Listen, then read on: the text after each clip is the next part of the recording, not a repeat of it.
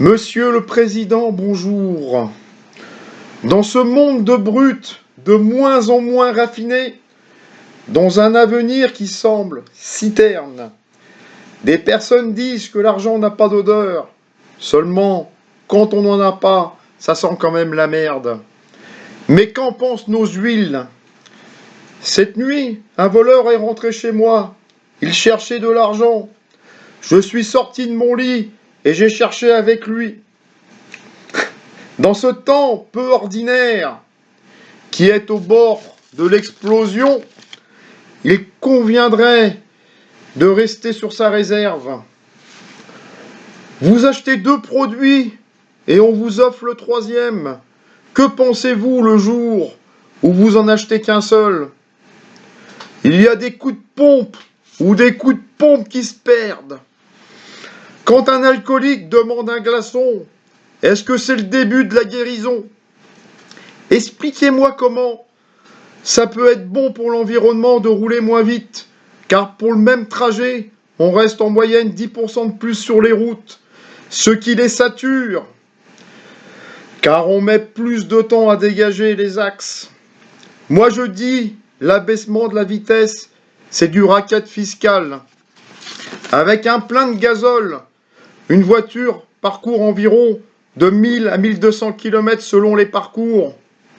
Avec un plein d'essence, c'est de 500 à 600 km en moyenne.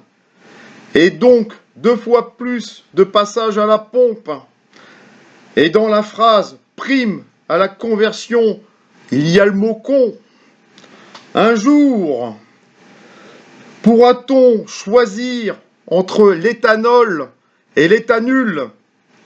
Sachez que je préfère manger des nouilles avec des gens que j'aime que manger du caviar avec des gens comme vous. Quand j'étais jeune, je payais une vignette pour les vieux. Plus tard, on m'a pris le lundi de Pentecôte pour les vieux. Aujourd'hui, je suis vieux et on me prend la CSG pour les jeunes. J'ai l'impression que l'on m'aura pris pour un con toute ma vie. Il faut savoir, monsieur, que tous ceux qui se croient importants parce qu'ils sont entourés doivent savoir que le lion marche seul alors que le mouton se déplace en troupeau. Ce qui est super inquiétant, c'est quand on dégaine le pistolet de la pompe. C'est là qu'on s'en prend un sacré coup de pompe. Et pas qu'au cul, les amis. Monsieur le Président, n'oubliez pas que la culture débarbouille les yeux. Et comment pouvez-vous encore vous regarder dans une glace? Il est vrai que les sans-dents n'ont qu'à traverser la rue pour aller chercher du travail. Payer une misère.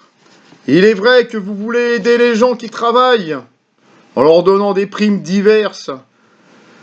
Mais monsieur le Président, on ne fait pas la charité. Il serait plus digne de revaloriser les salaires pour pouvoir parler de pouvoir d'achat. On m'a appris que si des gens essayent de vous tirer vers le bas, c'est bien la preuve que vous leur faites peur. Petit, je croyais que l'on mettait les escrocs en prison. Aujourd'hui, je vois qu'on les met au pouvoir. L'être humain est incroyable. C'est le seul qui va couper des arbres pour en faire du papier, pour écrire dessus « Sauvez les arbres ». On vit dans un monde où ceux qui gagnent 10 000 euros par mois persuadent celui qui en gagne 1800 que tout va mal et que c'est la faute à ceux qui en gagnent 800. Et ça marche. La vie nous mettra des pierres sur notre chemin et c'est à nous de voir si on veut construire un mur ou un pont.